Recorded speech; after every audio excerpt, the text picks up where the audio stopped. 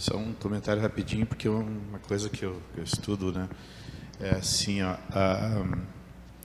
na verdade, nós temos provas científicas da existência de Deus, sim, e não estou falando de evidência, porque a gente tem muita evidência também, né?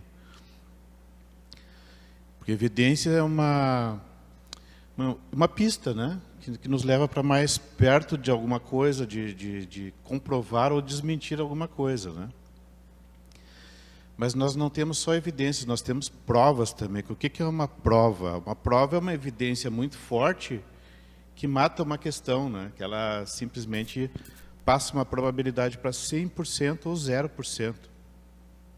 Isso é exatamente o que a gente tem nos teoremas matemáticos. Então, a gente pega o teorema de Pitágoras também, por exemplo. Então, ele diz assim, ó, num plano que obedece à geometria euclidiana,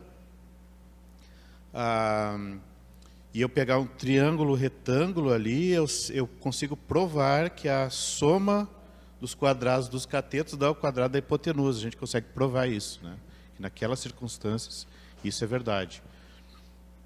Da mesma forma, existem teoremas, mais de um, na verdade, que provam que Deus existe. Então, usando métodos da ciência, a gente prova, né, com 100% de certeza que Deus existe.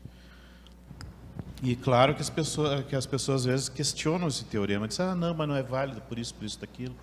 Aí a gente consegue analisar também esses argumentos, né? Mas isso a gente pode discutir num outro momento, né? O ponto é que nós temos elementos na ciência para tratar disso também. Uma pergunta que eu faço rapidinho. Tu comentou que existe um teorema matemático que prova a existência de Deus. Mas ele diz qual é esse Deus? Diz. Esse aqui é interessante. Ele não diz só que existe um ser superior. Esse teorema descreve um ser e nos dá infinitas características desse ser. E a gente consegue, basicamente assim, ó, como é que funciona esse teorema? Primeiro, ele tem axiomas que delimitam um contexto.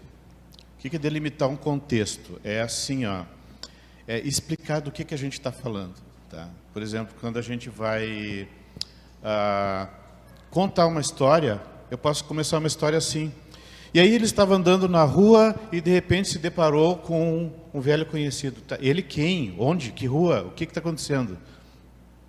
O que faltou aqui? Faltou contexto, né? Eu não disse do que eu estou falando, não contei onde é que acontece a história, nada, né? Então, faltou contexto. A gente sempre precisa de um contexto, dizer do que a gente está falando. Para provar um teorema, a gente faz a mesma coisa, a gente contextualiza, ou seja, a gente diz exatamente do que a gente está falando, quais são os elementos que a gente está usando.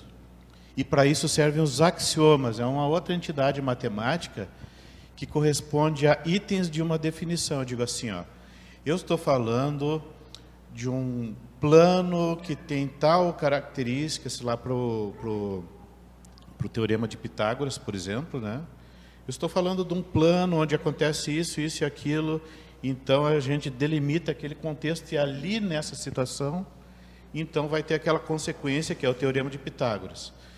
Para Deus, a gente define algumas coisas nesse teorema através de axiomas. Axiomas, então, são cláusulas, são afirmações que a gente fala dizendo do que a gente está falando. Eu vou falar disso, disso, disso, dentro dessas circunstâncias.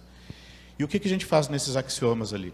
A gente simplesmente define uma propriedade que é perfeição absoluta. O que é perfeição absoluta? O que se entende por isso?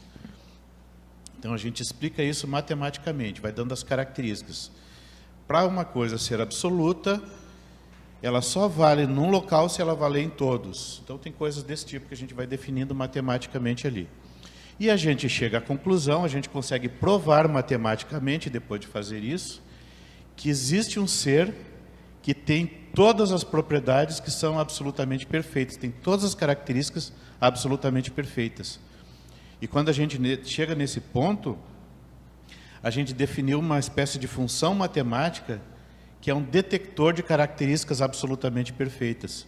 Então, se eu quero saber se uma característica é de Deus ou não, eu coloco nessa função. Se der verdadeira, ela é uma característica de Deus, senão não é. Ou seja, aquilo ali tem um descritor de características de Deus, eu posso comparar isso com a Bíblia.